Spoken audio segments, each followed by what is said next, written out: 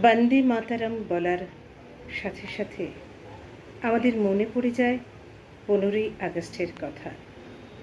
সামনেই স্বাধীনতা দিবস আসছে। জন্মভূমিকে শ্রদ্ধা জানিয়ে আমার নিবেদনে কবি রবীন্দ্রনাথ ঠাকুরের লেখা কবিতা জন্মভূমি। সার্থক জনম আমার, জন্মেছি এই দেশে। সার্থক জনম মাগো, তোমায় ভালোবেসে।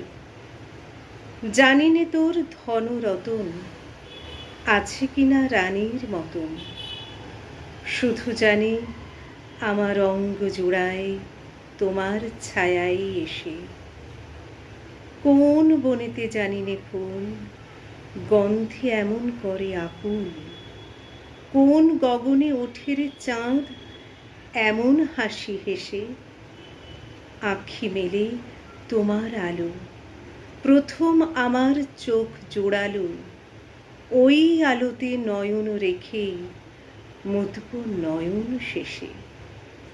সার্থক জনম আমার, জন্মেছি এই দেশে।